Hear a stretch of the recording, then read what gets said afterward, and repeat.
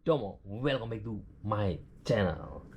Dalam video kali ini saya pengen ngebahas seputar Mensetsu. Kayak apa sih tips dan triknya biar kalian atau teman-teman semua ini bisa lulus Mensetsu dengan cepat dan menurut saya tidak terlalu banyak makan waktu di LPK karena itu bakal membutuhkan biaya yang sangat mahal.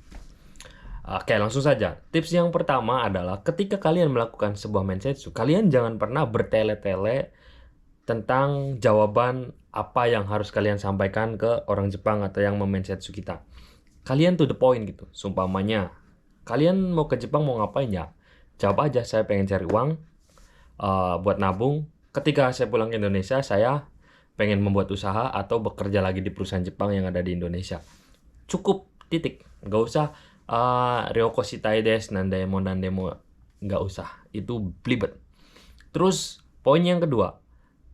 Selain menyampaikan apa yang kita pikir atau tujuan utama kita ke Jepang, kita juga harus sampaikan juga minat kita ke negara Jepang.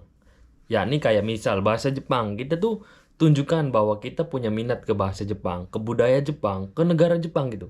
Dengan cara apa? Kita tunjukkan pertama adalah bahasa. Tentunya teman-teman semua harus belajar bahasa yang rajin. Yang kedua, cari wawasan terkait negara Jepangnya itu. Jadi ketika teman-teman ditanya terkait eh, bahasa, budaya, dan lain sebagainya terkait dengan Jepang, kalian udah nggak bakal gitu lagi. Pasti langsung, oh ya itu jawabannya. Misal kayak contohnya, sebutkan contoh-contoh makanan di Jepang. Misal contohnya kayak sushi, terus kayak okonomiyaki, takoyaki, dan lain sebagainya. Kalau kalian tidak mengulik atau mencari wawasan terkait hal itu, kalian pas mensetsu saya yakin bakal jawabnya A, I, U, E, O. Ya, kayak gitu. Intinya harus hati-hati dan cari wawasan terlebih dahulu. Oke, yang ketiga.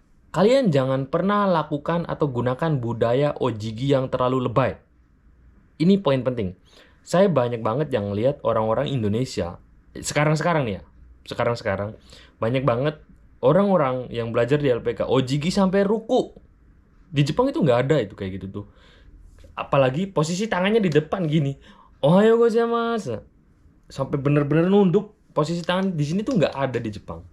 Asli nggak ada. Saya juga bingung itu tuh sebenarnya siapa gitu pencetus pertamanya kok bisa gitu ojigi sampai harus tangannya di perut, terus harus nyampe kayak berapa derajat, 90 derajat. Ojigi itu biasa aja, tinggal kayak sumpamanya kalau yang saya terima dulu waktu di LPK itu tangan di jahitan saku lurus.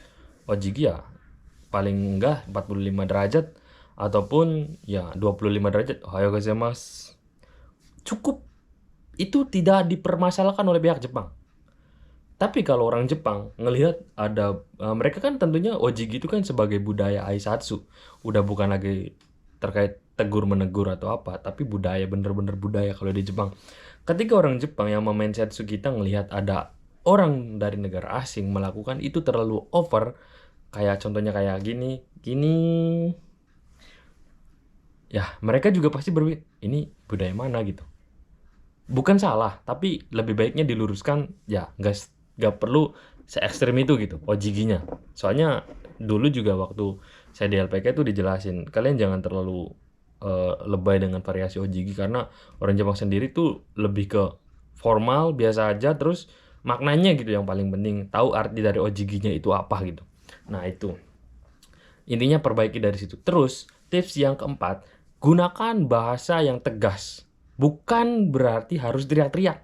Contohnya kayak pas disuruh aisatsu, dozo nihongo de aisatsu shite kudasai, misal aisatsu sih, jiko sokai shite kudasai misal. Ya, kalian biasa aja gitu, jangan terlalu ohayo gozaimasu, watashi wa Indonesia, bla bla bla bla bla. Stop, itu bodoh. Gak bakal keterima. Masih mending biasa aja tapi tegas gitu. Ohayo gozaimasu. Watashi wa bla bla bla bla Indonesia kara kimashita gitu. Biasa aja, nggak usah terlalu banyak yang ini yang itu. Terus selain itu juga kalian sampaikan eh, jawaban kalian atau tujuan kalian ke orang Jepang itu nggak perlu dengan cara teriak-teriak atau gimana. Oke lah, kalian pengen menunjukkan bahwa kalian tuh semangat, kalian tuh punya minat gitu ya, pengen magang ke Jepang.